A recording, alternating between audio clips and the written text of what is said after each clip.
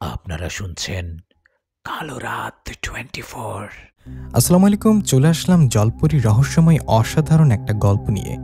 আশা করি জলপরী মরিয়মের এই গল্পটা সবার অনেক ভালো লাগবে এবং মন ছুঁয়ে যাবে। যারা চ্যানেলটি সাবস্ক্রাইব করেনি তারা করে দিন। আমি শুরু করছি জলপরীর গল্প। নিশাই, এই হলো আমার পুকুর। এই পুকুরটা তোকে রাতের বেলা পাহারা দিতে হবে। তুই রাতের খাওয়া দাওয়া করে এখানে আসবি আর সকাল হলে চলে যাবি। কে পারবি তো পুকুর পাহারা দিতে? আমাদের গ্রামের চৌধুরী জামাল চাচার কথায় আমি মাথা নাড়িয়ে বললাম, হ্যাঁ চাচা, আমি পারবো। আমার কথায় জামাল চাচা বললেন, হ্যাঁ পারলে তো খুবই ভালো। ওই দেখ, পুকুরের কোণে একটা ছোট্ট ঘর বানিয়ে রাখছি। তুই ওখানে আরাম করে পারবি থাকতে। ওখানে বসে থাকার ফাঁকে ফাঁকে পুকুর পাহারা দিবি। ঘুমিয়ে রাত পার করে দিস না আবার। আমার পুকুর থেকে রাতে মাছ চুরি হয়। কে জানি মাছ ধরে এখানে খেয়ে কাটা ফেলে চলে যায়, সেজন্যই তোকে রাখা। তুই যদি ভালোভাবে আমার পুকুর পাহারা দিতে পারিস তাহলে তোকে মাস শেষে 10,000 টাকা বেতন দেব। আমি তো তোর পরিবারের অবস্থা জানি। তোর বাবা অসুস্থ হয়ে পড়ে আছে বিছানায়, তোর মা অন্যর বাড়িতে কাজ করে। তুই আমার পুকুর পাহারা দেওয়ার কাজ করলে তোর বাবার ওষুধ কেনার টাকাও হবে, তোর মায়েরও আর মানুষের বাড়িতে কাজ করতে হবে না। ওনার কথা আমি বললাম, হ্যাঁ চাচা, আপনি ঠিক বলেছেন। আপনি চিন্তা করবেন না, আমি আপনার পুকুর ঠিকভাবে পাহারা দিব। আমার কথায় খুশি উনি বললেন, ঠিক আছে, তাহলে আজ রাত থেকে পাহারা দেওয়ার কাজ শুরু কর। আর শোন, তোকে একটা কথা বলি, এই পুকুরটা দিনের বেলা দেখতে স্বাভাবিক লাগলেও রাতে একটু ভয়ঙ্কর লাগে। তুই রাতে পুকুর পাহারা দিবি, হয়তো একটু একটু কিছু দেখতে পারিস, ওতে ভয় পাস না। তোকে আমি লাইট দিব আর একটা লাঠি, এগুলো নিয়ে পুকুর পাহারা দিলে কোনো সমস্যা হবে না। যা এখন বাড়িতে যা, আর রাত থেকে তোর কাজ শুরু। জামাল চাচার কথায় আমি চলে গেলাম বাড়িতে। বাড়িতে গিয়ে দেখলাম বাবা শুয়ে আছে বিছানায়। তখন আমি বাবার পাশে গিয়ে বসে বললাম, বাবা, ও বাবা, চৌধুরী জামাল আছে না চাচা, ওনার তো একটা পুকুর আছে জানো। আরে আমাদের বিল পাড়ের ওইদিকে যে পুকুরটা, আজ রাত থেকে ওই পুকুরটা পাহারা দেওয়ার কাজ করব। তুমি তো অসুস্থ, তোমার ওষুধ আনতে হয়, সংসার চালাতে হয়। মা মানুষের বাড়িতে কাজ করে সংসার চালায়। আমি তো বড় হয়েছি, তাই ভাবলাম একটা কাজটা করি। আমার কথায় বাবা বললেন, তা বাবা রাতের বেলা কাজ করবি, কোনো সমস্যা হবে না? বাবার কথা আমি বাবার হাত ধরে বললাম, না বাবা, কিসের আবার সমস্যা হবে? আমি তো শুধু পুকুর পাহারা দিব। আমার কথায় মা ওখানে এসে বলল, তুই পারবি তো বাবা? আমি তো শুনেছি ওই পুকুর পাড়ে ভয়ের ঘটনা ঘটে, অনেকে অনেক কিছু দেখে ওই পুকুর পাড়ে। এর আগে যে পুকুর পাহারা দিত সে ভয়ে সেখান থেকে পালিয়ে গেছে। আমি বলি কি, তুই অন্য কোনো কাজ কর। মায়ের কথায় আমি বললাম, এখন হঠাৎ কোথায় কাজ পাবো মা বলো? আর মানুষে দেখে একটা বলে আরেকটা। তুমি কোনো চিন্তা করো না, আমি পুকুরটা পাহারা দিয়ে থাকি, এতে কোনো সমস্যা হলে বা বাদ দিয়ে দেবো তখন। তখন মা বলল, ঠিক আছে, তবু চিন্তা হয়, তুই সাবধানে পুকুর পাহারা দিস বাবা। মায়ের কথায় আমি রাজি হয়ে ঘরে গিয়ে একটু শুয়ে রইলাম। রাতে পুকুর পাহারা দিতে হবে এই ভেবে ঘুমিয়ে পড়লাম। ঘুম থেকে উঠলাম সন্ধ্যার আগে। ঘুম থেকে উঠে হাত মুখ ধুয়ে বাইরে গিয়ে একটু হাঁটাহাঁটি করে সেদিন রাতে খাওয়া দাওয়া করে রওনা করলেন চৌধুরী বাবুর পুকুরের দিকে। বেশ কিছুক্ষণ হাঁটার পর পৌঁছে গেলাম পুকুর পাড়ে। পুকুর পাড়ে যেতে বুঝতে পারলাম জায়গা আসলে রাত্রিবেলা অন্যরকম লাগে, কেমন থমথমে পরিবেশ। আমি পুকুর পাড়ে গিয়ে আমার থাকার সেই ছোট্ট ঘরটাতে গেলাম। সেখানে গিয়ে একটু বসে তারপর এক হাতে লাঠি ও লাইট নিয়ে বাইরে বের হয়ে পুকুরের দিকে এদিক ওদিক লাইট মেরে ঘোরাঘুরি করলাম। বেশ কিছুক্ষণ ঘোরাঘুরি আর করে আবার সেই ঘরে এসে বসে রইলাম। ঘরটা পুকুরের এক কোণে। ঘরটা দুই দিকে দুটো জানালা আছে, জানলা দিয়ে পুকুরের দুই দিকটা দেখা যায়। আমি ঘরে বসে আছি, মাঝে মধ্যে বেরিয়ে লাইট মেরে চারিদিকে চেক করছি। এভাবে রাত যখন গভীর হলো তখন আমি ঘরে বসে একটু ঘুম ঘুম ভাব পাচ্ছিল। এমন সময় পুকুরের এক কোণে পানিতে একটা আওয়াজ পেলাম। আওয়াজটা পাবার সাথে সাথেই ঘর থেকে বেরিয়ে এদিক সেদিক তাকিয়ে দেখলাম কেউ নেই। কিন্তু পুকুরের পানিতে গোসল করে যেমন আওয়াজ আসে ওরকম একটা আওয়াজ পাচ্ছিলাম। আওয়াজটা যেদিকে থেকে আসছে আমি লাইন অফ করে চুপি চুপি ওই দিকে এগোতে লাগলাম। ভাবলাম নিশ্চয়ই চোর হবে, মাছ ধরার জন্য জাল ফেলেছে পুকুরে। এই ভেবে আস্তে আস্তে সামনের দিকে এগিয়ে গিয়ে একটা জায়গায় গিয়ে দাঁড়িয়ে বুঝতে পারলাম পুকুরের পানিতে কেউ আছে, মনে হচ্ছে গোসল করছে। এ দেখ, এটা দেখে আমি হঠাৎ করে তার দিকে লাইটটা মারি। আমি লাইট মারার খুব সুন্দরী একটা মেয়ে আমার দিকে ঘুরে তাকায়। এই গভীর রাতে পুকুরের পানিতে মেয়েটাকে দেখে বললাম, আরে কে আপনি? এই মাঝরাতে পুকুরে নেমে কি করছেন? মাছ টাছ চুরি করতে আসেননি তো? আমার কথায় মেয়েটা আমার দিকে তাকিয়ে রইলেন। এটা দেখে আমি বললাম, কি ব্যাপার, আপনি কথা বলছেন না যে? আপনি কি কথা বলতে পারেন না? আমার কথায় মেয়েটা বললেন, তুমি কে? তুমি এই রাতের বেলা এখানে কি করছো? তখন আমি বললাম, আমি পুকুর পাহারা দেবার চাকরি নিয়েছি, এখন থেকে এই পুকুর পাহারা দিব আমি। এখন সত্যি সত্যি বলুন আপনি কে? আমার কথায় মেয়েটা বললেন, বলবো, আমার বিষয়ে তোমাকে বলবো, তার আগে একটা জিনিস দেখো। কথাটা বলে মেয়েটা পানিতে শুয়ে পড়ার মতো হলেন। আর তখনই আমি অবাক হয়ে মেয়েটার দিকে তাকিয়ে রইলাম, কারণ মেয়েটার উপরে মানুষের মতো হলেও কোমর থেকে নিচের দিকে মাছের মতো। এটা কিভাবে হতে পারে, কিভাবে সম্ভব? আমি মেয়েটার এমন রূপ দেখায় মেয়েটা এবার বললেন, কি এতক্ষণ নিশ্চয়ই বুঝতে পারছো আমি সাধারণ কোনো মানুষ না, আমি একটা জলপরি। আমার নাম মরিয়ম, আমি পুকুরে থাকি। তুমি যেহেতু আমাকে দেখে ফেলেছ আর তুমি রোজ রাতেই পুকুর পাহারা দিবা, তাই তোমাকে সত্যিটা বললাম। তুমি আমার কথা কাউকে বলবা না, বললে তোমার ক্ষতি হয়ে যাবে। এই বলে সে মেয়েটা, মানে জলপরি, আমার চোখের সামনে পানিতে ডুবে মাছের মতো করে চলে যায়। জলপরি চলে যাবার পর আমি অবাক হয়ে সেখানে কিছুক্ষণ তাকিয়ে থাকি। এটা আমি কি দেখলাম? এটা কি স্বপ্ন না বাস্তব? আগে জলপরির গল্প শুনেছি, আজ বাস্তবে দেখব ভাবিনি। আমি সেখানে কিছুক্ষণ দাঁড়িয়ে থাকার পর আবার আমার ছোট্ট ঘরটাতে ফিরে আসি। এরপর আমি বাকি রাতটুকু আবারও লাইট মেরে পুকুরের নানান জায়গা দেখি, সেই জলপরীকে দেখা যায় কিনা। কিন্তু না, সেই জলপরীকে সেই রাতে আর দেখতে পাই না। রাত পেরিয়ে সকাল হয়। সকাল হলে আমি সেই পুকুর পাড় থেকে বাড়িতে চলে আসি। বাড়িতে এসে হাত মুখ ধুয়ে বাবার পাশে বসে খাবার খাই। সারা রাত পুকুর পাহারা দিয়েছি, একটু ঘুমোতে পারিনি, তাই খাবার খেয়ে ঘুমিয়ে পড়লাম। ঘুম থেকে উঠলাম একেবারে বিকালে। বিকালে ঘুম থেকে উঠে গোসল করে খাবার খেয়ে ঘরে বসে ভাবতে লাগলাম, চৌধুরী জামাল চাচার ওই পুকুরে তাহলে কি জলপরি বাস করে? আমি কেন জলপরিটাকে ওখানে দেখলাম? ও আমাকে বলেছিল ওর কথা যেন কাউকে না বলি, তাই আমি কথাটা গোপন রাখি। সেই জলপরীকে যে আমি দেখেছি এটা কাউকে বলি না। যাই হোক, এভাবে ঘরে বসেও বাইরে আড্ডা দিয়ে কেটে যায় দিনটা। দিন পেরে রাত হওয়ায় আমি রাতের খাবার খেয়ে রেডি হয়ে লাইটটা নিয়ে চলে গেলাম আমার পুকুর পাহারা দেওয়ার কাজে। বেশ কিছুক্ষণ হাঁটার পর পুকুর পাড়ে পৌঁছে লাইট মেরে চারিদিকে ঘুরে দেখলাম। চারিদিকে ঘুরে দেখে আমার থাকার সেই ঘরে গিয়ে একটু শুয়ে আরাম করতে লাগলাম। আমি শুয়ে আছি, মাঝে মধ্যে জানলা দিয়ে লাইট মেরে দেখছি পুকুর পাড়ে কেউ আছে কিনা। এভাবে কেটে যেতে থাকে সময়। ঘড়িতে তখন রাত 12টা। হঠাৎ পুকুরের একদিকে থেকে আওয়াজ আসতে থাকে, কিরকম একটা আওয়াজ। আমি আওয়াজটা পেয়ে লাইট মারিনি, লাইট মারলে পালিয়ে যাবে হয়তো, এটা ওই জলপরীর আওয়াজ করছে। এই ভেবে লাইট অফ করে লাঠিটা নিয়ে চুপি চুপি এগিয়ে যেতে লাগলাম যেদিক থেকে আওয়াজ আসছে সেদিকটায়। আমি আস্তে আস্তে সেই দিক দিয়ে একটা ঝোপের আড়ালে লুকিয়ে দেখলাম 2-3টা বাচ্চা ছেলেদের মতো কিছু একটা চাঁদের আলোতে, সেরকমই মনে হচ্ছে। ওই বাচ্চার মতো অবয়বগুলো পুকুর পাড়ে বসে তাদের একটা হাত লম্বা করে পুকুরের পানিতে ডুবিয়ে আবার উপরে তুলে কি যেন করছে। ওদের এরকম আচরণ ও হাত লম্বা করে পুকুরের পানিতে ঢোকানো দেখে বুঝতে পারি এগুলো স্বাভাবিক কোনো বিষয় না, এরা স্বাভাবিক কোনো মানুষও না, এরা নিশ্চয়ই কোনো জিন ভূত হবে। এটা ভেবে আমি হাতের লাঠিটা শক্ত করে ধরে এক লাফে ওদের কাছাকাছি গিয়ে লাইটটা মারি।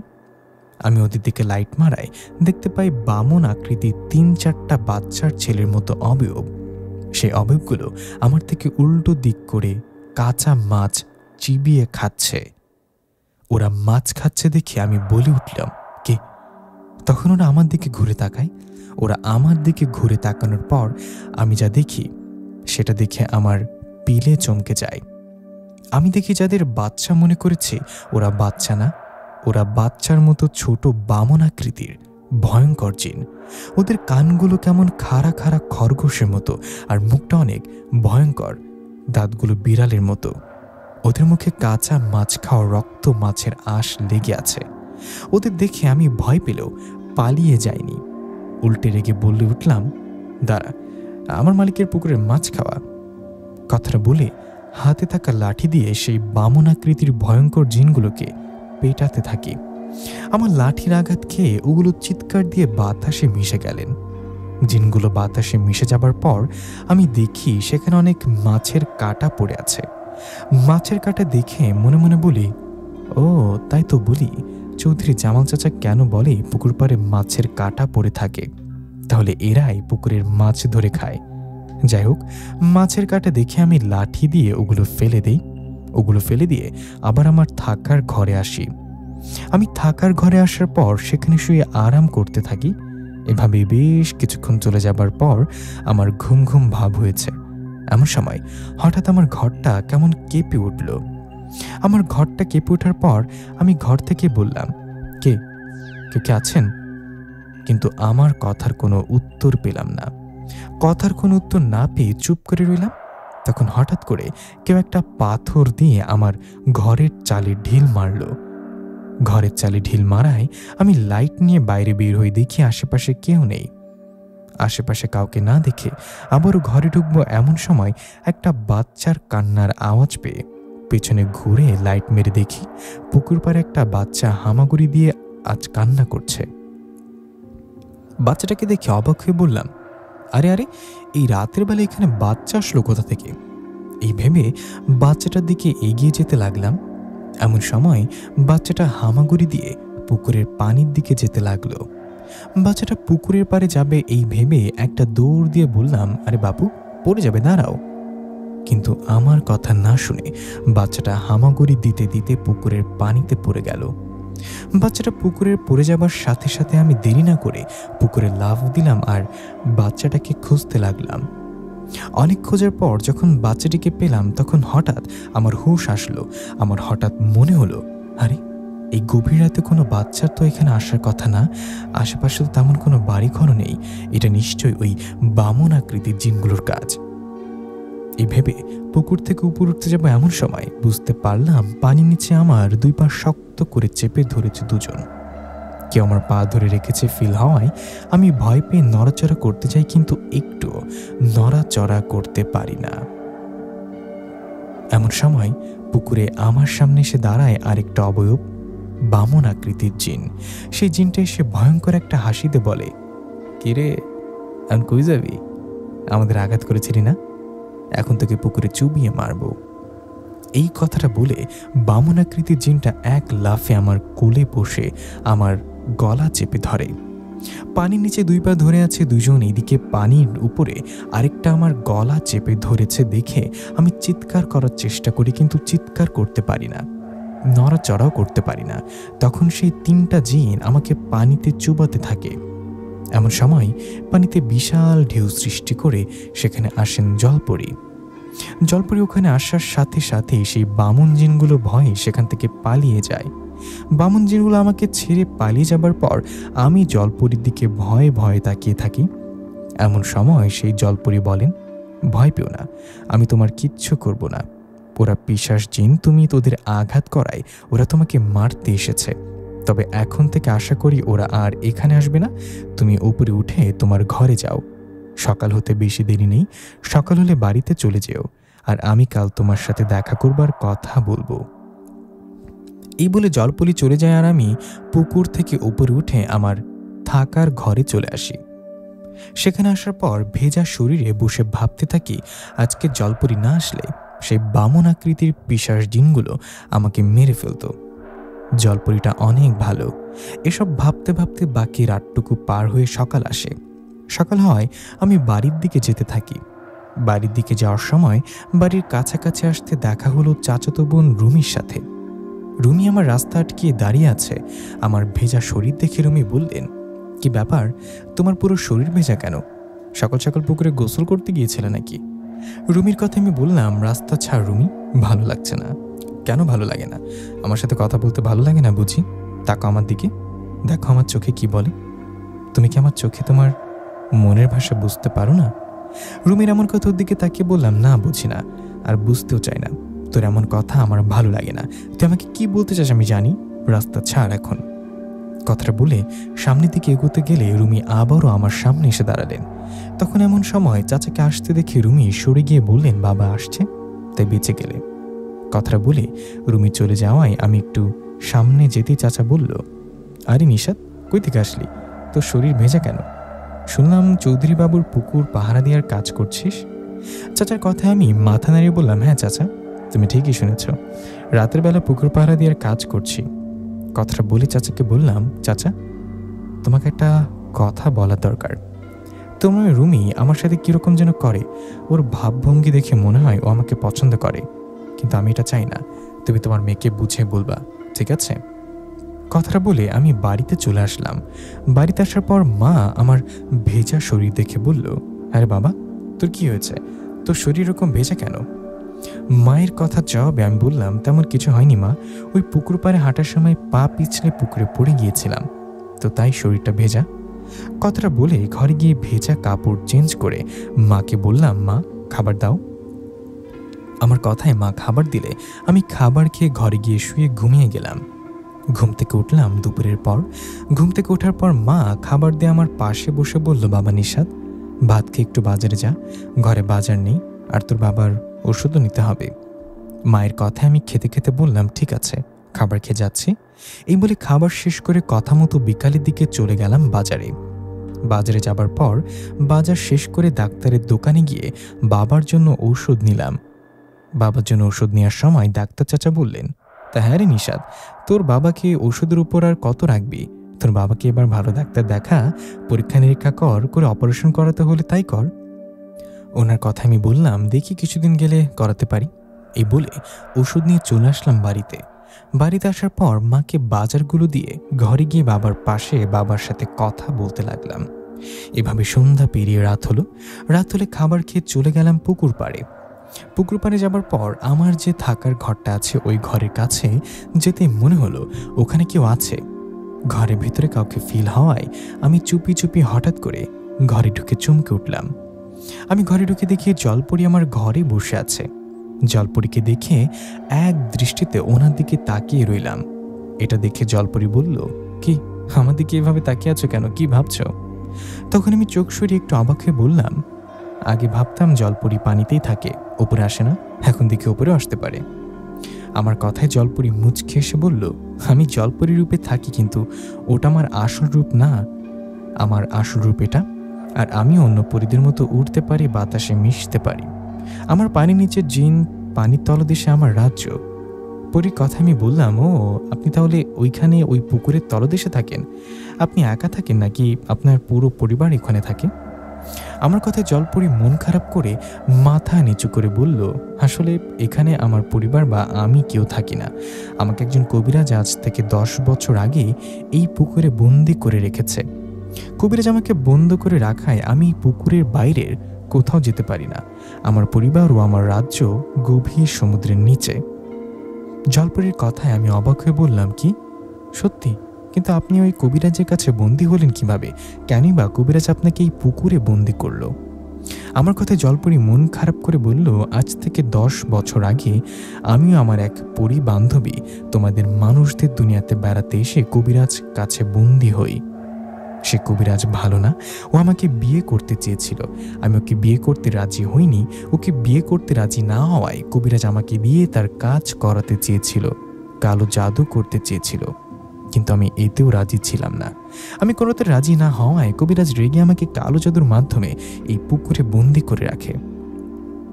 কবিরাজ আমাকে এমনভাবে এক কালো জাদুর মাধ্যমে বন্দি করে, যার ফলে আমি তো এই পুকুরে বন্দি হই, আর আমার পরিবার বা আমার রাজ্যর কোনো জিন যেন আমার খোঁজ না পায়। সে তখন থেকে আমি এখানে বন্দি। আমার পরিবার এখনও জানে না আমি এখানে। জলপরির কথায় অবাক হয়ে বললাম, এটা তো করুণ এক কাহিনী। সে কবিরাজ আপনার সাথে কাজটা ঠিক করেনি। আচ্ছা, আপনাকে মুক্ত করার কি কোনো উপায় নাই? আমার কথায় জলপরি বললেন, আছে, কিন্তু সেটা অনেক কঠিন কাজ। এসব বাদ দিন, আপনার নাম কি? পরীর কথায় জবাবে আমি বললাম, আমার নাম মোহাম্মদ নিশাত। আপনি বলুন, আমি শুনবো আপনাকে মুক্তি করার উপায় কি। আমার কথায় জলপরি বললেন, এই পুকুরের মাঝখানে কাদার মধ্যে একটা হাড়ি আছে। সেই হাড়ির ভেতরে একটা পুতুল আছে। সেই পুতুলের শরীরে একটা তাবিজ বাঁধা। সেই তাবিজটা খুলে আগুনে পুড়িয়ে দিলে আমি এখান থেকে মুক্ত হব। পরীর কথা আমি চুপ থেকে বললাম, আমি করব, আমি আপনাকে মুক্ত করব। আমার কথায় পরী আমার দিকে তাকিয়ে বললেন, না না, এটা কি বলো, তুমি পারবে না। এটা যতটা সহজ ভাবছো এতটা সহজ না, অনেক কঠিন একটা কাজ এটা। যত কঠিন কাজ হোক আমি আল্লাহর রহমতে চেষ্টা করব আপনাকে মুক্ত করার। আপনি আমার উপকার করেছেন ওই বামন আকৃতির পিশাচ জিনদের হাত থেকে। আমাকে উপকার না করলে ওরা আমাকে মেরে ফেলতো। আপনার ওসিলায় আল্লাহ আমাকে বাঁচিয়েছে। আপনি আমাকে এত বড় উপকার করতে পারবেন আর আমি বুঝে পারবো না? আমি পুকুরের মাঝখানে গিয়ে ডুবে সে হাঁড়িটা তুলে এনে আপনাকে মুক্ত করবো ইনশাল্লাহ। আমার উপর ভরসা রাখেন। আমার কথায় জলপরি বললেন, তুমি যতটা সহজ ভাবছো এটা অতটাও সহজ কাজ না। এখানে কিছু শর্ত আছে। প্রথম শর্ত হলো অমাবস্যার রাতে কাজটা করতে হবে, আর দ্বিতীয়ত তুমি পুকুরে নামার পর মাত্র 3 বার ডুব দিতে পারবা। 3টা ডুব দেওয়ার পর যদি হাঁড়িটা উপরে তুলতে না পারো তাহলে তোমার নাক মুখ দিয়ে রক্ত আসবে আর তুমি মারা যাবে, আর আমি চিরজীবনের জন্য এই পুকুরেই বন্দী হব। তাহলে ভাবো কাজটা কতটা কঠিন। পরিকথা একটু চিন্তা করে বললাম, আমি তো মরেই যেতাম তুমি সাহায্য না করলে। আমার আর মরণের ভয় কি?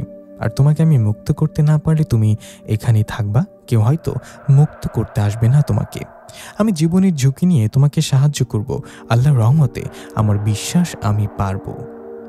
আমার এরকম কথায় পরীর চোখে পানি চলে আসলো। তখন জলপরি মরিয়ম আমাকে বললেন, ঠিক আছে, তাই যেন হয়। আজ থেকে 3 দিন পর অমাবস্যার সেই রাতে তুমি পুকুরে নেমে ডুব দিবা। পরিকথা আমি রাজি হলেও ও আমার সাথে আরও কিছুক্ষণ গল্প করে সেখান থেকে চলে যায়। এরপর আমি অপেক্ষা করতে থাকি সামনের অমাবস্যা রাতের জন্য। অনেক অপেক্ষার পর কেটে যায় 3টা দিন আর চলে আসে অমাবস্যার রাত। অমাবস্যার রাত আসার সেই দিন রাতে আমি পুকুর পাড়ে যাই। আমি পুকুর পাড়ে যাবার পর জলপরি আমার কাছে এসে বলে, নিশাদ, আমারও ভাবো যদি 3টা ডুবে হাঁড়িটা নিয়ে আসতে না পারো তাহলে কিন্তু মরিয়ম তুমি দোয়া করো, আল্লাহর রহমতে আমি পারবো তোমাকে মুক্ত করতে। আমার কথায় পরি বললেন, ঠিক আছে, আল্লাহ যেন রহম করেন। কথাটা বলে মরিয়ম চলে যায় আর আমি আল্লাহর নাম নিয়ে পুকুরে নেমে পড়ি।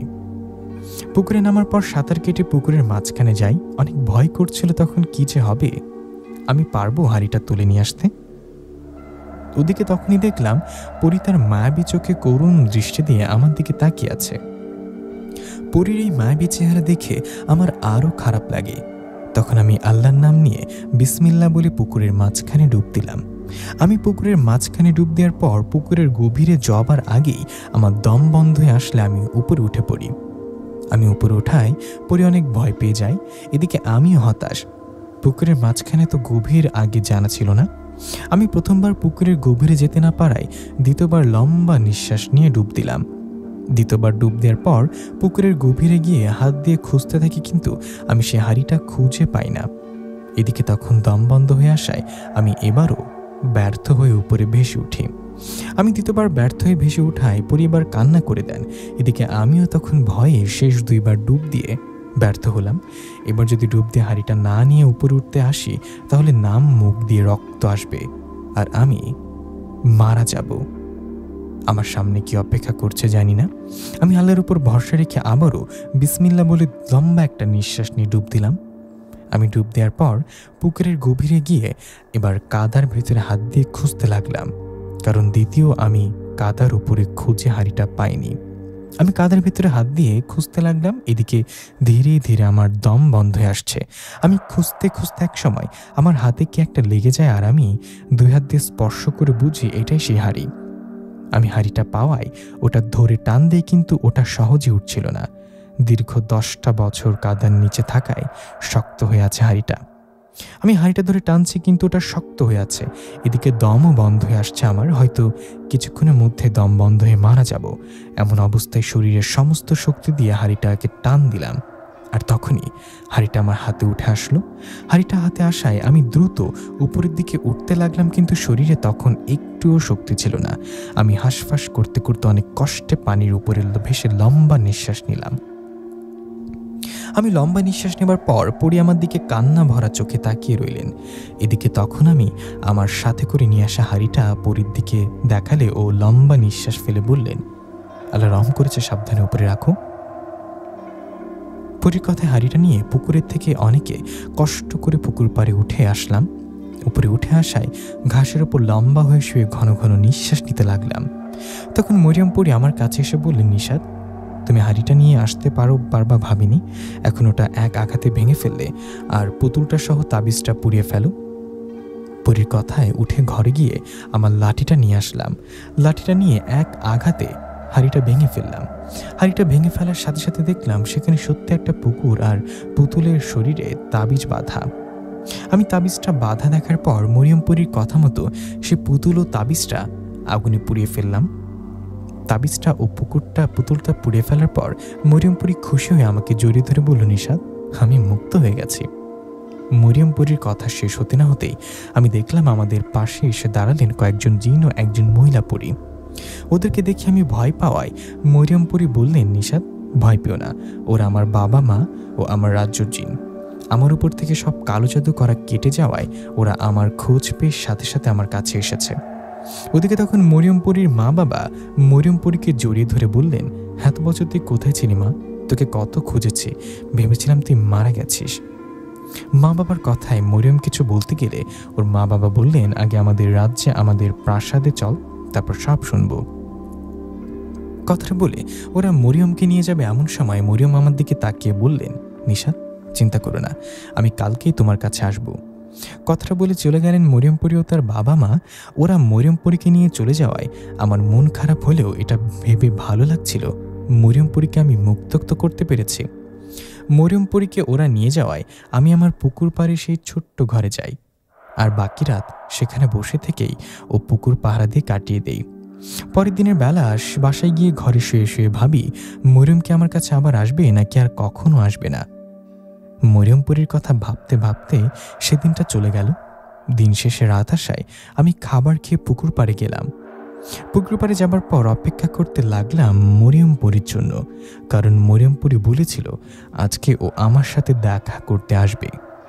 আমি লাইট মেরে পুকুরের চারিদিকে ঘুরে পুকুরটা পাহারা দিচ্ছি আর পরীর জন্য অপেক্ষা করছি। এভাবে অল্প অল্প করে কেটে গেল অনেকটা সময়।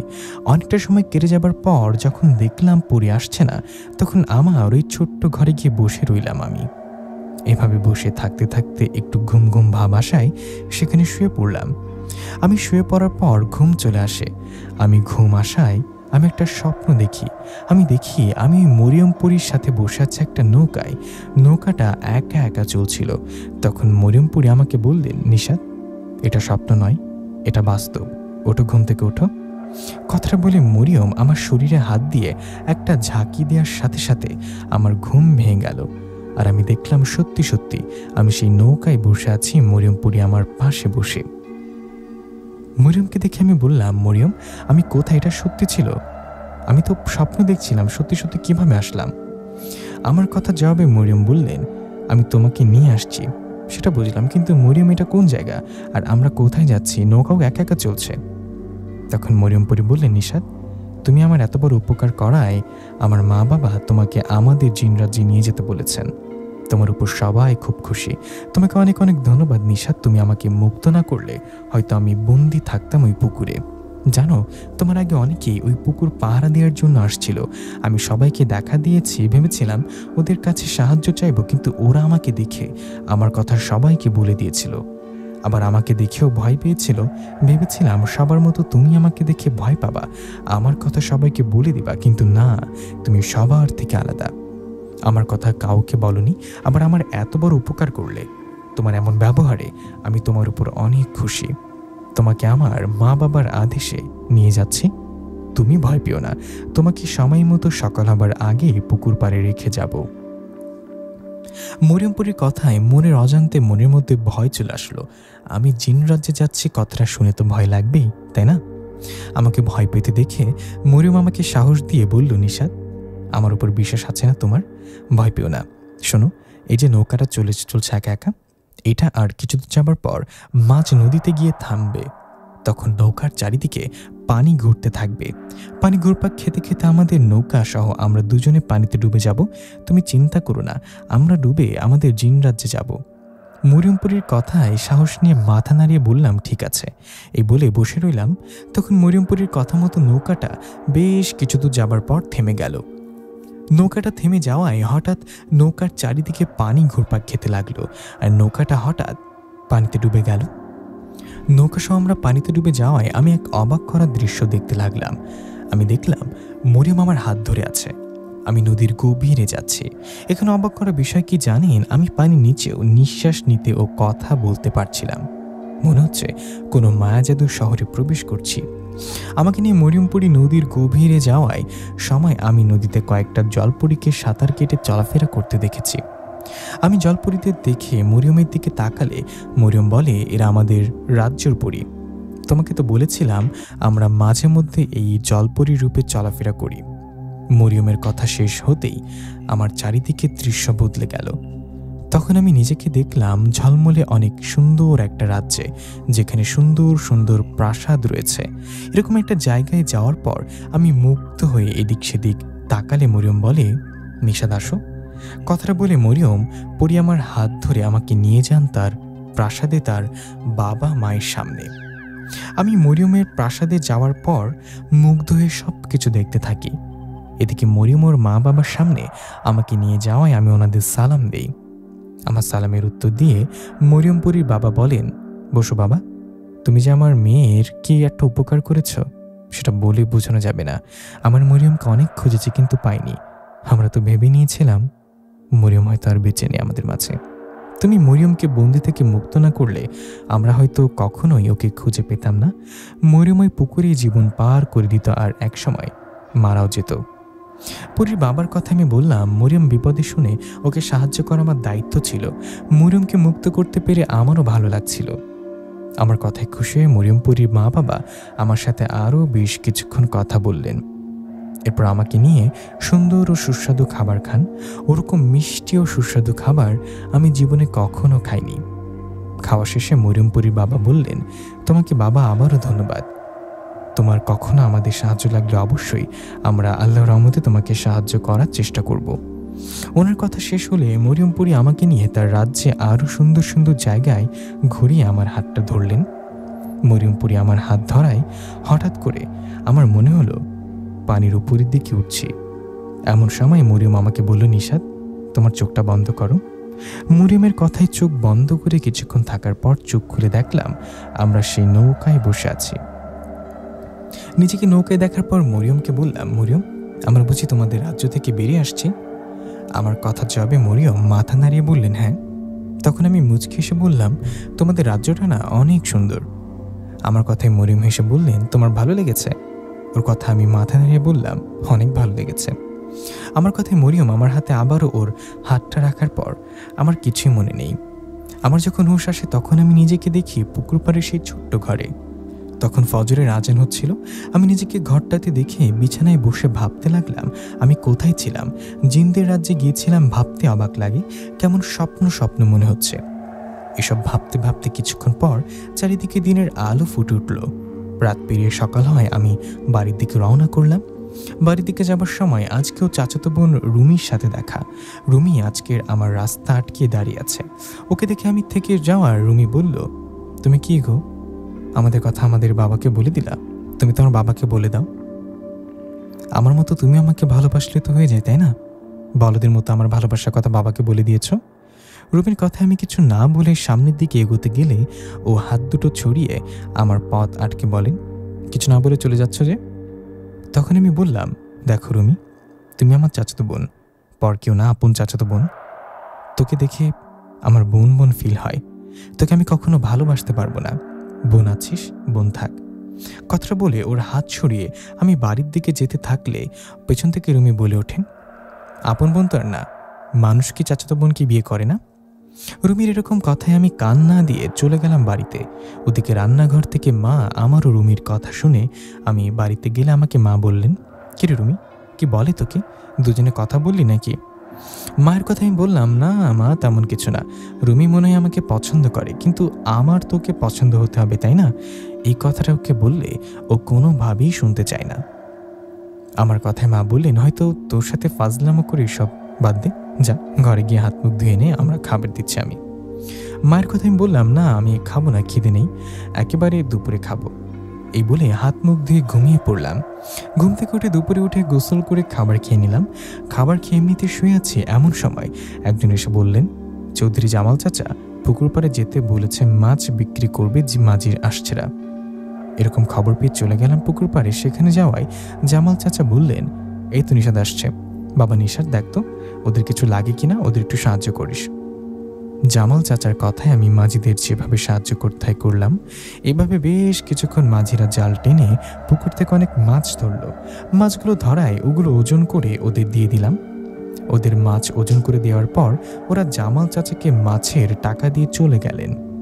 এদিকে তখন আমি জামাল চাচাকে বললাম, চাচা মাছের সাইজ কেমন দেখলেন? ভালোই তো সাইজে মনে হলো মাছগুলো। আমার কথা জামাল চাচা হাঁটতে হাঁটতে বললেন, হ্যাঁ আল্লাহর রহমতে মাছের সাইজ ভালো হয়েছে। তুমি তো ভালোই পুকুর পাহারা দিচ্ছ। আগের মতো এখন আর মাছ চুরি হয় না, পুকুর পাড়ে মাছের কাঁটাও পড়ে থাকে না। তোমার কাজে আমি খুব খুশি। এভাবে করতে থাকো, তোমার মাস শেষ হলে তোমার বেতন তোমাকে দিয়ে দেব। ওনার কথায় মুচকে এসে বললাম, ঠিক আছে চাচা, আমি তাহলে এখন আসি কেমন? কথাটা বলে বাড়িতে এসে মা বাবার সাথে কথা বলতে লাগলাম। তখন মা বলল, নিশাত তোর বাবার শরীরটা আগের থেকে অনেক খারাপ, ওষুধের উপর আর কতদিন চলবে? ওষুধগুলো আর কাজ করে না, একজন ডাক্তারকে দেখানো দরকার ছিল না? মায়ের কথা আমি মন খারাপ করে বললাম, সেটা তো করতে হবে, কিন্তু মা এর জন্য কিছুদিন সময় লাগবে। কিছুদিন পর আমার মাস শেষ হলে বেতনের টাকাটা নিয়ে বাবাকে বড় কোনো ডাক্তার দেখাবো। আমার কথায় মা বললেন, ঠিক আছে। কথাটা বলে মা রান্না করতে চলে গেলেন। এদিকে তখন আমি বাবার পাশে কিছুক্ষণ শুয়ে রইলাম। এভাবে রাত চলে আসলো। রাত হওয়ায় যথারীতি আমি খাবার খেয়ে চলে গেলাম পুকুর পাড়ে। পুকুর পাড়ে গিয়ে রোজ রাতের মতো পুকুরের চারিদিকে ঘুরে ঘরটাতে এসে বসলাম। আমি ঘরে আসার কিছুক্ষণ পর মরিয়ম আসলেন আমার কাছে। মরিয়মকে দেখে বললাম, মরিয়ম আসছো? কালকে আমাকে রেখে চলে গেছো, আমি তো পরে তোমাকে খুঁজছিলাম। আমার কথায় মরিয়মপুরি বলল, আমি তোমাকে রেখে চলে গিয়েছিলাম। কেমন আছো তুমি? আলহামদুলিল্লাহ ভালো আছি, তুমি কেমন আছো? তখন মরিয়ম বলল, ভালো আছি, আসো বাইরে পুকুর পাড়ে হাঁটতে হাঁটতে কথা বলি। মরিয়মপুরীর কথায় তাই করলাম। দুজনে পুকুর পাড়ে হাঁটছি আর গল্প করছি। বেশ কিছুক্ষণ হাঁটার পর পুকুর পাড়ে একটা জায়গায় বসে কথা বলছিলাম আমিও পড়ি। এমন সময় পুকুরের অন্য একটা দিক থেকে কেমন একটা আওয়াজ পেলাম। চাঁদনি রাতে পুকুরের ওই দিক থেকে কিসের আওয়াজ হচ্ছে এটা আমি না বুঝলেও মরিয়ম ঠিকই বুঝেছিলেন। মরিয়ম বিষয়টা বুঝে আমাকে বললেন, নিশাত এরা সেই বামন আকৃতির জিন যারা তোমাকে সেদিন মেরে ফেলতে চেয়েছিল, ওরা আজকেও মাছ খেতে আসছে। মরিয়মের কথা আমি বললাম, তাই না? দাঁড়াও, আজকে ওদের এমন পিটানি দিব জীবনেও ভুলতে পারবে না। আমাকে মেরে ফেলতে চেয়েছিল, তাই না? কথাটা বলে লাইট অফ করে লাঠিটার সাথে নিয়ে চুপচুপি ওই বামন আকৃতির পিশাচ জিনদের পেছন দিক দিয়ে গিয়ে ওদের আঘাত করতে লাগলাম। আমার আঘাতে ওরা চিৎকার করতে করতে চলে গেল। তখন আমি বললাম, পালিয়ে যাস কেন? হ্যাঁ, আমাকে মেরে ফেলতে চেয়েছিলি না? আর একদিন আসলে তোদেরকে মেরে ফেলবো। আমার এরকম কাহিনী দেখে মরিয়ম হাসতে হাসতে বলল, তুমি কি জিন নাকি ওদের সাথে যুদ্ধ করবা যে ওদের মেরে ফেলবা? মরিয়মের কথা আমি হেসে বললাম, আমি জিন না এটা ঠিক, তুমি তো পড়ি, তুমি আছো না, ওরা আমাকে কিচ্ছু করতে আসলে তুমি বাধা দিবা। আমার কথায় মরিয়ম বললেন, শুধু বাধা দিব না, তোমাকে ওরা কিছু করতে আসলে ওদের মেরে ফেলবো। এই বলে মরিয়ম আমার সাথে আরও কিছুক্ষণ কথা বলে চলে গেলেন। এই ঘটনার পর থেকে মরিয়ম আমার কাছে রোজ রাতে আসতো। আমরা দুজনে কথা বলতাম, গল্প করতাম। এভাবে কিছুদিন চলে যাওয়ায় মরিয়মপুরীও আমার মধ্যে ভালোবাসা হয়ে যায়। আমরা একে অপরকে ভালোবেসে ফেলি। এভাবে কিছুদিন চলে যাওয়ায় মরিয়মপুরীও আমার মধ্যে ভালোবাসা হয়ে যায়। আমরা একে অপরকে ভালোবেসে ফেলি। আমিও মরিয়ম দুজন দুজনকে ভালোবেসে অনেক খুশি। আমাদের ভালোবাসার মধ্যে ভালোই কাটতে থাকে দিন। মরিয়ম রাত করে আমার কাছে আসতেন, সারা রাত আমার সাথে পুকুর পাড়ে গল্প করে সকালে চলে যেতেন। এভাবে কিছুদিন চলে যাবার পর পুকুরের মালিক চৌধুরী জামাল চাচা আমাকে আমার বেতন দেন। বেতন পাওয়ায় সেদিন বাড়িতে গিয়ে মাকে বলি, মা আজকে তো বেতনের টাকা হাতে পেয়েছি, কালকে বাবাকে নিয়ে শহরের বড় কোনো ডাক্তার দেখাতে যাব, তুমি কি বলো? আমার কথায় মা বললেন, আমি আর কি বলবো, তুই যেখানে রাজি আমিও রাজি। মায়ের কথায় বাবার পাশে বসে বললাম, বাবা কাল তোমাকে ডাক্তারের কাছে নিয়ে গিয়ে টেস্ট করাবো, তুমি চিন্তা করো না, আল্লাহ কোনো না কোনো ব্যবস্থা করে দিবে। কথাটা বলে ঘরে গিয়ে শুয়ে রইলাম। সেদিন রাতে পুকুর পাড়ে যাবার কিছুক্ষণ পর মরিয়ম আসলেন। মরিয়ম আসায় আমি বললাম, মরিয়ম কেমন আছো? শাড়ি পরেছো, তোমাকে সুন্দর লাগছে। আমার কথায় মরিয়ম মুচকে এসে আমার পাশে বসে বলল, এই নাও নাও, এটা খাও। কথাটা বলে একটা ফল আমার হাতে দিয়ে বললেন, তোমাকে চিন্তিত লাগছে, কিছু কি হয়েছে? ওর কথা জবাবে আমি বললাম, একটু চিন্তা হচ্ছে, কালকে বাবাকে নিয়ে ডাক্তার দেখাতে যাব, বাবার নানান সমস্যা, এখন সেই সমস্যা থেকে বড় কোনো রোগ হলো কিনা সেই জন্য চিন্তা হচ্ছে। আমার এরকম কথাই মরিয়মপুরী আমাকে সান্ত্বনা দিয়ে বললেন, চিন্তা করো না, আগে ডাক্তার দেখার পর দেখো উনি কি বলেন। মরিয়মের কথায় ওর দিকে তাকিয়ে বললাম, শোনো আজকে রাতে এখানে থাকতে পারবো না, রাত জাগলে কাল বাবাকে নিয়ে যেতে সমস্যা হবে, আমি আর কিছুক্ষণ পুকুর পাহারা দিয়ে বাড়িতে গিয়ে ঘুমাবো। তুমি এদিকটা একটু খেয়াল রাখতে পারবা? হ্যাঁ হ্যাঁ, কোনো সমস্যা নেই, তুমি আর কিছুক্ষণ পর বাড়িতে যাও, আমি এদিকটা দেখব পুকুর পাড়ে কেউ আসবে না চুরি করতে। পরীর কথায় খুশি হয়ে ওর সাথে আরও বেশ কিছুক্ষণ গল্প করে চলে গেলাম বাড়িতে। রাত করে বাড়িতে যাওয়ায় মা জিজ্ঞাসা করলেন কোনো সমস্যা হয়েছে কিনা। মায়ের কথা আমি বললাম, না মা, কাল বাবাকে ডাক্তার দেখাতে নিয়ে যাবো তো, তাই তাড়াতাড়ি আসলাম। কথাটা বলে ঘরে গিয়ে শুয়ে পড়লাম। পরদিন সকালে মা ও আমি বাবাকে নিয়ে গেলাম শহরের একটা বড় হাসপাতালে। সেখানে যাবার পর একজন ডাক্তারকে বাবাকে দেখালে ডাক্তার বাবাকে দেখেন আর সব শুনে টেস্ট করান। টেস্ট করানোর পর ডাক্তার আমাকে ও মাকে পাশে বসে বলেন, আপনার বাবার পেটে টিউমার হয়েছে, এটা এতদিন ছোট থাকলেও এখন অনেক বড় হয়েছে, ওনার অপারেশন করাতে হবে। যদি অপারেশন না করান তাহলে যে কোনো সময় টিউমার বাড়তে বাড়তে ফেটে যাবে, তখন হয়তো ওনাকে বাঁচানো যাবে না। শুধু টিউমার না, আমি আপনাদের সব বলছি না কারণ ভয় পেতে পারেন, আপনার বাবার কিডনিতে পাথরও হয়েছে। আমরা যখন ওনার অপারেশন করব তখন একেবারে দুইটা কাজ হবে, এক অপারেশন দুই কাজ। ডাক্তারের কথা আমিও মা চিন্তা ভরা চোখে অবাক হয়ে বললাম, কি বলে ডাক্তারবাবু, বাবার পেটে টিউমার ও পাথর হয়েছে? আচ্ছা, টিউমার ও পাথর অপারেশন করাতে কত টাকা লাগতে পারে? তখন ডাক্তার বললেন, সব মিলিয়ে 2-3 লাখ লাগবে। কি 2-3 লাখ? এত টাকা কোথায় পাবো? কিন্তু বাবাকে তো বাঁচাতে হবে।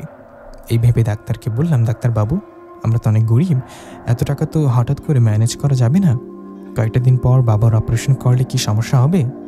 আমার কথার জবাবে বাবা বললেন, না, আমরা ঔষধ দিয়ে এই কয়েকদিন চালাতে পারবো, তবে যত তাড়াতাড়ি করা যায় ততই ভালো।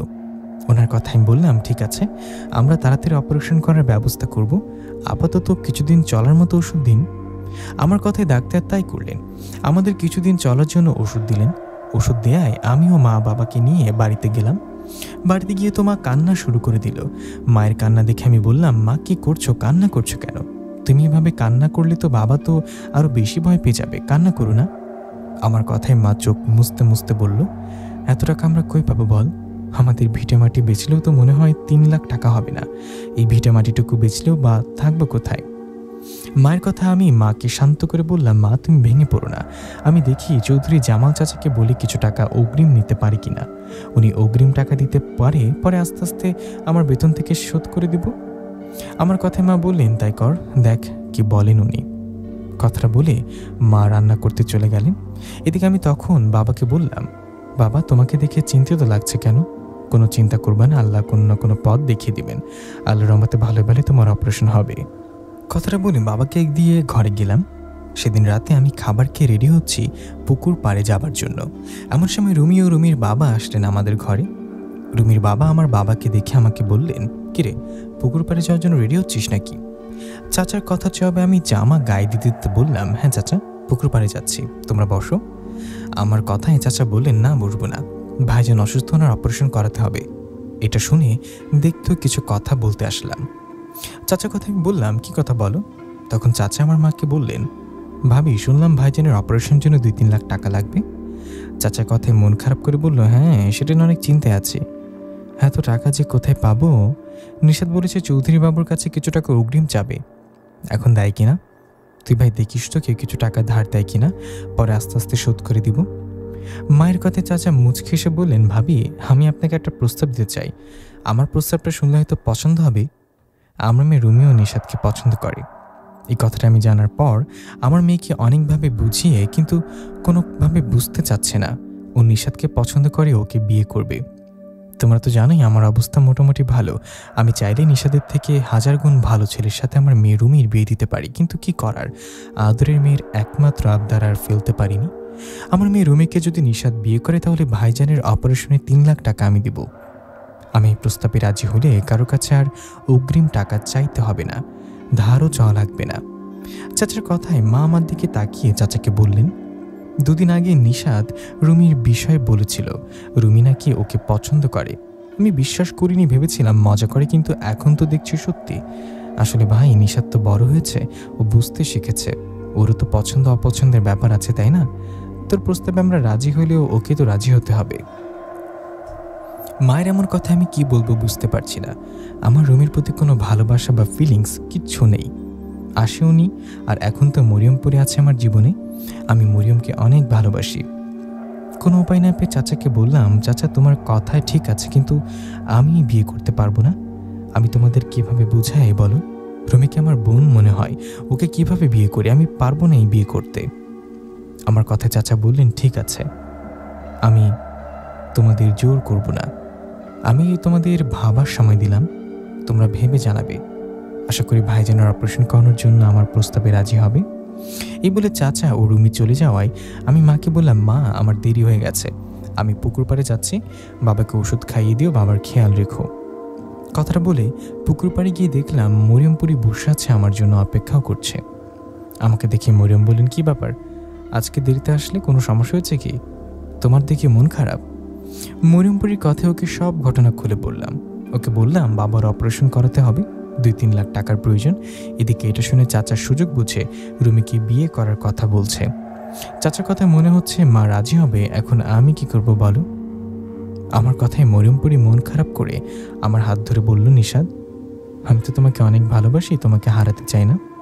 পরীর কথা আমি ওর দিকে তাকিয়ে বললাম, আমিও তোমাকে অনেক ভালোবাসি, আমার বিয়ে তোমার সাথেই হবে, শুধু চিন্তা হচ্ছে বাবার জন্য অপারেশন কিভাবে করব। এই বলে মরিয়ম আমি পাশাপাশি বসে গল্প করতে লাগলাম। এভাবে রাত পেরিয়ে সকাল হয়ে গেল। চলে গেলাম বাড়িতে। বাড়িতে যাবার পর হাত মুখ ধুয়ে ঘরে আসায় মা খাবার এনে দিলেন। মা খাবার দিয়ে আমি খাবার খেতে লাগলাম। তখন মা পাশে বসে বললেন, বাবা নিশাদ, কি করবি? তুই কি চৌধুরী বাবুকে বলেছিস টাকার কথা? না মা, চৌধুরী জামাল চাচার দেখাই তো হয়নি, ভাবছি আজকে যাব, ওনার সাথে দেখা করে কথা বলবো। আমার কথায় মা আমতামতা করে বললেন, আমার মনে হয় তোর চাচার কথাই তোর রাজি হয়ে যাওয়া উচিত। রুমি তো খারাপ মেয়ে না, ভালো মেয়ে, ও তো চাচাতো বোন, আপন বোন তো না? কত মানুষ তো চাচাতো বোনকে বিয়ে করে। তুই রুমিকে বিয়ে করলে কোনো ঝামেলা ছাড়া তোর বাবার অপারেশন করানো যাবে। মায়ের কথায় আমি মনে মনে বললাম, মাকে যে কিভাবে বুঝে আমি মরিয়মপুরীকে অনেক ভালোবাসি, আমি রুমিকে না মরিয়মকে বিয়ে করব। মায়ের কথা আমি মাকে বললাম, মা, কোনো সম্পর্কের ভালোবাসা আসে মন থেকে, জোর করে হয় না এসব। আমি রুমিকে ভালোবাসতে পারিনি, বিয়ের কথা চিন্তাও করতে পারি না। তুমি যদি রুমিকে বিয়ে না করিস তুই, তাহলে তোর বাবার অপারেশন করব কিভাবে? নিজের চোখের সামনে কি মানুষটাকে মরে যেতে দেখব? আমি তোর মা, আমি বিয়েতে রাজি। আশা করি আমার কথা তুই ফেলবি না। আমি আজকেই তোর চাচাকে বলবো আমরা রাজি, 2-1 দিনের মধ্যে যেন তোদের বিয়ে ঠিক করে বা বিয়ে পুড়িয়ে দেয়। কথাটা বলে মা চলে গেলেন। মায়ের মুখের উপর তখন আমি নিরুপায় হয়ে কিছু বলতে পারলাম না। মন খারাপ করে খাবার খেয়ে ঘরে গিয়ে শুয়ে রইলাম। কি একটা পরিস্থিতির মধ্যে পড়েছি আমি, না পারছি মায়ের কথা ফেলতে, না পারছি এমন পরিস্থিতিতে মরিয়মপুরীর কথা মাকে বলতে। বাবাকে বাঁচাতে গিয়ে হেরে যাবে আমাদের ভালোবাসা। এসব ভাবতে ভাবতে কেটে গেল অনেকটা সময়। সেদিন বিকেলে আমি চৌধুরী জামাল চাচার বাড়িতে গিয়ে ওনার সাথে দেখা করে কথা বললাম। ওনাকে বুঝিয়ে বললাম আমার অগ্রিম কিছু টাকার দরকার। আমার কথা উনি বললেন, দেখো বাবা, তোমার বাবার অপারেশন করাতে প্রায় 3 লাখ টাকার দরকার। এত টাকা তো আমি অগ্রিম দিতে পারবো না। 20-30 হাজার হলেও না একটা কথা ছিল, এর থেকে ভালো তুমি চাচাতো বোনকে বিয়ে করো। ওনার কথায় আমি আর কথা না বাড়িয়ে মন খারাপ করে বাড়িতে চলে আসলাম। বাড়িতে আসার পর শুয়ে থাকে হলো কিছুটা খেয়ে পুকুরের দিকে যেতে লাগলাম। এমন সময় রুমি আমার সামনে এসে দাঁড়িয়ে একটু লজ্জা পেয়ে বলল, পুকুর পাড়ে যাচ্ছ বুঝি? এখন যাচ্ছ, যাও, আমাদের বিয়ের পর এটা কাজ বাদ দিবা, বাবাকে বলে তোমাকে একটা ব্যবসা ধরিয়ে দিব। রুমির কথা ওকে বললাম, রাস্তা ছাড়ো, তোর সাথে আমার বিয়ে হবে কে বলল? তখন রুমি বললেন, কেন? তোমার মা মানে আমার হবু শাশুড়ি তো বাবার সাথে দেখা করে বলল উনি রাজি 2-1 দিনের মধ্যে তোমার আর আমার বিয়ের কাজ সেরে ফেলতে। রুমির এমন কথায় অবাক হয়ে বললাম, যখন বিয়ে হবে তখন দেখা যাবে, আমার দেরি হয়ে যাচ্ছে। এই বলে রুমির পাশ দিয়ে চলে গেলাম আমি পুকুর পাড়ে। পুকুর পাড়ে যাবার পর লাইট নিয়ে পুকুরের দিকে চারিদিকে ঘুরে আমার সেই ছোট্ট ঘরে গিয়ে মন খারাপ করে শুয়ে রইলাম। তখন মরিয়ম পরে আসলেন আমার কাছে। মরিয়মকে দেখে আমার চোখে পানি চলে আসলো। তখন মরিয়ম আমার চোখের পানি মুছতে মুছতে বলল, আরে কান্না করছে কেন? মরিয়মের কথা জবাবে ওকে বললাম, মা রুমির সাথে আমার বিয়ের কথা বলছে। কোনো উপায় না পেয়ে মা আমাকে রুমিকে বিয়ে করার কথা বলেছে। ওকে বিয়ে করলে তো ওর বাবা আমার বাবাকে অপারেশন করার টাকা দেবে। বাবাকে বাঁচাতে মা এই ডিসিশন নিয়েছে। এদিকে আমিও মায়ের মুখের ওপর না করতে পারছি না। বাবার এমন অসুস্থতার মাঝে তোমার কথাও মাকে বলতে পারছি না। কি করবে এখন, আগে তুমি বলো। আমার কথায় মরিয়ম একটু চিন্তিত ও ভেবে বলল, আচ্ছা, তোমার টাকা ম্যানেজ হলে তখন তো রুমিকে তোমার মা বিয়ের কথা বলবে, তাই না? হ্যাঁ, টাকা যদি ম্যানেজ হতো তাহলে আমার ইচ্ছার বিরুদ্ধে মারুমির সাথে আমার বিয়ে ঠিক করতেন না? আমার এসব এমন কথাই মরিয়ম বললেন, আচ্ছা তুমি একটু অপেক্ষা করো, আমি একটা বিষয় খোঁজ নিয়ে আসি। কথাটা বলে মরিয়ম কোথায় যেন চলে গেলেন। পরি চলে যাবার বেশ কিছুক্ষণ পর আবার ফিরে আসলেন। আবার ফিরে এসে বলে, নিশাত, তোমাকে একটা গুপ্তধনের খোঁজ দেই। শোনো, তোমাদের গ্রামের শেষের দিকে একটা পুরনো বটগাছ আছে না? সে বটগাছের নিচে পুঁতে রাখা আছে একটা হাঁড়ি। সে হাঁড়িতে আছে অনেক সোনার মোহর। কি সোনার মোহর? ওই বটগাছের পাশে তো জমিদার বাড়ি ছিল, এখনো পুরনো ভাঙা বাড়িটা পড়ে আছে। আমার কথায় মরিয়মপুরি বললেন, হ্যাঁ, আজ থেকে অনেক বছর আগে ওখানকার জমিদার তার সম্পদ মাটির নিচে অনেক জায়গায় পুঁতে রেখেছেন। তেমন একটা সোনার মোহরওয়ালা হাঁড়ি সেই বট গাছের নিচে এখনো আছে। সেই সোনার মোহরের হাঁড়িটা দীর্ঘদিন ওখানে থাকায় দুজন পিশাচ দুষ্ট জিনের নজরে পড়ে ওগুলো। এরপর থেকে সেই পিশাচ জিন দুটো ওই সোনার মোহরওয়াটা হাঁড়িটা পাহারা দেয়। শুধু তাই না, ওই পিশাচ জিন দুটো চালাকি করে কিছু কিছু মানুষকে স্বপ্ন দেখে। ওরা মানুষের স্বপ্নে গিয়ে লোভ দেখায়, সবাইকে বলে তাদের সোনার মোহর ভরা হাঁড়িটা দিবে, বিনিময়ে তাদের বাড়ির ছোট্ট সদস্যকে আমাদের দিতে হবে। অনেকে আবার ছাগল বা গরু দেওয়ার কথা বলে। পিশাচ জিন দুটোর স্বপ্ন দেখানোর ফলে অনেকে লোভে পড়ে নিজের পরিবারের সন্তান কেউ বা গরু বা ছাগল দান করেন, কিন্তু পরে সেই পিশাচ জিনগুলো তাদের কোনো সোনার মোহর দেন না। আমি সেই খবরটা আগে থেকে জানতাম, এখন শিওর হয়ে আসলাম। সেই সোনার মোহরগুলো সে হাঁড়িতে এখনো আছে, সে বটগাছের নিচে। তুমি হাঁড়িটা তুলবা, তুলে ওই হাঁড়িতে থাকা সমস্ত সোনার মোহর দুই ভাগ করবা। দুই ভাগ করে এক ভাগ বিক্রি করে সেটা পুরো টাকা কয়েকটা এতিমখানা ও মাদ্রাসায় দান করবা, আর অর্ধেক সোনার মোহর বিক্রি করে তোমার বাবার চিকিৎসা করবা, তারপর বাড়ি করবা, ঠিক আছে? মরিয়মের কথায় আমি রাজি হয়ে বললাম, ঠিক আছে, তুমি যা বলবা তাই করব। কিন্তু মরিয়ম, ওই বটগাছের নিচে থেকে সেই সোনার মোহর তুলে আনবো কিভাবে? তুমি না বললা ওগুলো ওখানে দুষ্ট পিশাচ দুষ্ট জিন পাহারা দেয়? ওগুলো তুলতে গেলে তো ওরা আমাকে মেরে ফেলতে আসবে, ওগুলো নিতে দিবে না। আমার কথায় মরিয়ম বলল, এইসব নিয়ে তুমি চিন্তা করো না। শোনো, ওই পিশাচ জিন দুটো মধ্যরাতের দিকে কোথায় যেন চলে যায়, আবার বেশ কিছুক্ষণ পর ফিরে আসে। তুমি ঠিক এই সময় যাবা ওখানে, আর দ্রুত মাটি করে সেই সোনার মোহর ভরা হাঁড়িটা তুলে বাড়িতে নিয়ে যাবা। তোমার কোনো চিন্তা নেই, ভয়ও নেই, আমি তোমার আশেপাশেই থাকবো। মরিয়মপুরীর কথায় আমি সাহস করে রাজি হলাম। তখন মরিয়ম বলল, এখন অপেক্ষা করি, মধ্যরাত হলে চলে যাব ওখানে। এই বলে আমিও মরিয়ম গল্প করতে লাগলাম। এভাবে গল্প করতে করতে চলে গেল অনেকটা সময়, আর চলে আসলাম মধ্যরাত। মধ্যরাত হওয়ায় মরিয়ম আমাকে বললে, নিশাত, এখন দ্রুত ওই বট গাছের কাছে যাও, আমি অদৃশ্যভাবে তোমার আশেপাশে আছি। মরিয়মের কথায় আমি দ্রুত আমার বাড়িতে গিয়ে মা বাবাকে কিছু না বলে আমাদের কোদালটা নিয়ে চলে গেলাম সেই বট গাছের কাছে। সেখানে যাবার পর জায়গাটা দেখে গা শিউরে উঠল। রাতের বেলা এরকম একটা জায়গায় মরিয়মপুরী অদৃশ্যভাবে আমার পাশে আছে বলে সাহস নিয়ে সে বট গাছের নিচে মাটি খুঁড়তে লাগলাম। মাটি খোঁড়ার সময় আশেপাশে তাকিয়ে দেখছিলাম কেউ আসে কিনা। অনেক ভয় করছিল, ভয় শরীর কাঁপছিল। আমাকে এভাবে ভয় পেতে দেখে মরিয়মপুরী ওখানে এসে বলল, নিশাত, ভয় পেও না, আমি তোমার পাশে আছি। তুমি দ্রুত মাটি খুঁড়ে হাঁড়িটা বের করো, ওই পিশাচ জিন দুটো চলে আসবে। পরীক্ষাতে আমি তাড়াতাড়ি করে মাটি খুঁড়তে লাগলাম। এভাবে কিছুক্ষণের মধ্যে আমি সেই হাঁড়িটা পেয়ে গেলাম। হাঁড়িটা পাবার সাথে সাথেই দেরি না করে হাঁড়িতে হাতে নিয়ে গর্ত থেকে উপরে উঠে যেই না বাড়ি যাবার দিকে ঘুরেছি, এমন সময় দুই দিক থেকে ফিসফিস আওয়াজ আসতে লাগলেন। ফিসফিস আওয়াজ করে দুই দিক থেকে আমার সামনে আসলেন বিশাল আকারের দুটো কালো রঙের সাপ। সেই সাপ দুটোকে দেখে আমি মরিয়মের কাছাকাছি দাঁড়ালাম। তখন মরিয়ম বলল, ভয় পেও না, এরা ওই পিশাচ জিন দুটো, সাপের রূপে আসছে, তুমি ভয় না পেয়ে চুপ করে থাকো। পরীর কথা আমি চুপ করে রইলাম। তখন সেই সাপ দুটো রূপ বদলিয়ে ভয়ঙ্কর জিনের রূপ নিয়ে বললেন, তোর এত সাহস, তুই আমাদের সম্পদ, আমাদের গুপ্তধন নিস, তোকে সহ তোর পরিবারের সবাইকে শেষ করে দিব। পিশাচ জিন দুটোর কথায় মরিয়মপুরী বললেন, এগুলো তোদের সম্পদ হয় কিভাবে? এগুলো আগেরকার জমিদারদের রেখে যাওয়ার সম্পদ, এগুলো তোদের না, তাই ঝামেলা না করে ওকে যেতে দে। পরীর কথায় সে জিন দুটো রেগে বললেন, ওকে আমরা যেতে দেব না, তুই যদি বাধা দিস ওর সাথে তোকেও মেরে ফেলবো। তখন মরিয়মপুরী বললেন, পারলে মার, দেখি কত বড় শক্তি তোদের। এই বলে মরিয়ম চোখ বন্ধ করে কাকে জানি ডাকলেন। মরিয়মের ডাকে তার এক পরী বন্ধু আসলেন তার কাছে। পরী বন্ধু আসায় সেই পিশাচ জিন দুটো মরিয়মপুরী ও তার বান্ধবী পরীর দিকে তেড়ে আসলে দুই দলের মধ্যে যুদ্ধ শুরু হলো। বেশ কিছুক্ষণ যুদ্ধ চলার পর মরিয়মপুরী ও তার পরিবান্ধবী সেই পিশাচ জিন দুটোকে আঘাত করে আহত করে ফেললেন। মরিয়মপুরীর আঘাতে পিশাচ জিন দুটো আহত অবস্থায় পালিয়ে গেলেন। ওরা পালিয়ে যাবার পর মরিয়ম আমার দিকে তাকিয়ে বললেন, নিশাত, এখন বাড়িতে যাও, এগুলোর কথা কাউকে বলো না, আর আমি যেভাবে বলছি ওভাবেই কাজ করো। মরিয়মের কথায় সেখান থেকে সোনার মোহরে ভরা হাঁড়িটা নিয়ে বাড়িতে চলে গেলাম। বাড়িতে গিয়ে সে রাতে আর মাকে না ডেকে ঘরে গিয়ে হাঁড়িটা লুকিয়ে রেখে ঘুমিয়ে গেলাম। পরের দিন সকালে মা আমাকে ঘরে দেখে বলল, কিরে তুই না সকালে আসছিস, আজ কেন জানি সকাল আমার আগে ঘরে দেখছি, রাতে আসলি না কেন?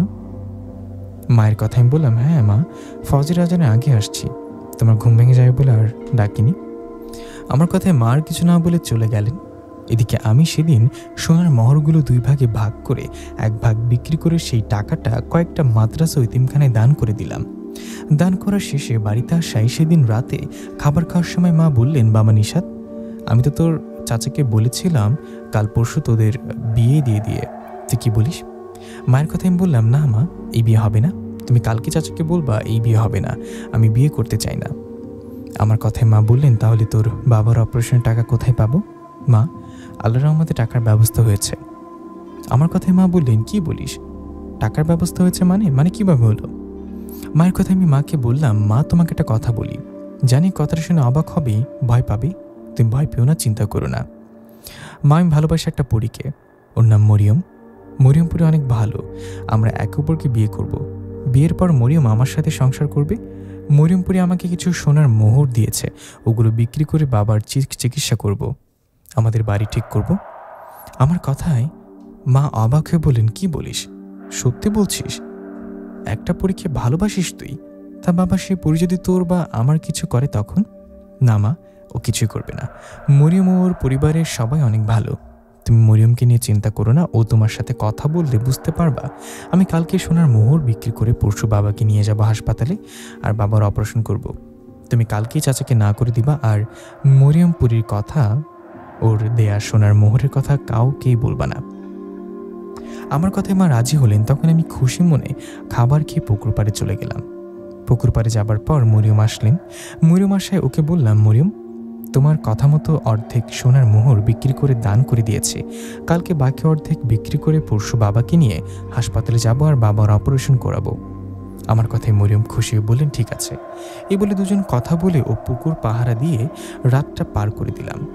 পরের দিন কথা মতো সোনার মোহরগুলো বিক্রি করে তার পরের দিন বাবাকে নিয়ে গেলাম হাসপাতালে। হাসপাতালে যাবার পর বাবাকে ভর্তি করে ডাক্তারকে বললাম, ডাক্তারবাবু, আল্লাহর রহমতে আমার টাকার ব্যবস্থা হয়ে গেছে, 3-4 লাখ যতই লাগুক সমস্যা নেই, আপনি ভালোভাবে অপারেশন করুন। আমার কথায় ডাক্তার সেদিন রাতে বাবার অপারেশন করালেন, আর আল্লাহর রহমতে কোনো সমস্যা ছাড়াই বাবার অপারেশন ভালোই হলেন। বাবার অপারেশন ভালোভাবে হওয়ায় আমিও মা আল্লাহর শুকরিয়া আদায় করলাম। এরপর বাবার কাছে গিয়ে বসলাম। বাবা তখন জ্ঞান ফেরেনি। বাবার জ্ঞান ফেরে একদিন পরে। বাবার জ্ঞান ফেরে আমিও মা হাফ ছেড়ে বাঁচি। মাও আমি অনেক খুশি হই। এরপর হাসপাতালে 7 দিন থাকার পর বাড়িতে চলে আসি। বাড়িতে আসার পর সেদিন রাতে মরিয়মপুরি আমার বাড়িতে আমার কাছে আসে। মরিয়ম আমার কাছে আসায় ওকে জড়িয়ে ধরে কান্না করে বলি, তোমাকে অনেক অনেক ধন্যবাদ, তুমি এরকম সাহায্য না করলে বাবার অপারেশন করাতে পারতাম না। জানো, তোমার কথা মাকে বলেছি, মা বাবাকে জানিয়েছে, ওরা রাজি। মরিয়ম, আমি তোমাকে বিয়ে করতে চাই, তোমার মা বাবা কি আমাদের বিয়েতে রাজি হবে? আমার কথায় মরিয়মপুরি বলে, নিশাত, আমার মা বাবা তোমাকে আমার ভালোবাসার কথা অনেক আগে জানিয়েছে, ওরা রাজি আছে, তুমি যখন চাইবে তখন বিয়ে হবে আমাদের। মরিয়মের কথায় রাজি হয়ে বললাম, ওকে দাঁড়াও মা, মাকে ডাকি, তুমি মায়ের সাথে একটু কথা বলো, তাহলে মা সাহস পাবে। কথাটা বলে মাকে মরিয়মের সাথে পরিচয় করিয়ে দিলাম। তখন ওরা কথা বললেন। ওদের দুজনের কথা হওয়ায় মায়ের যা ভয় ছিল সেটা কেটে গেল।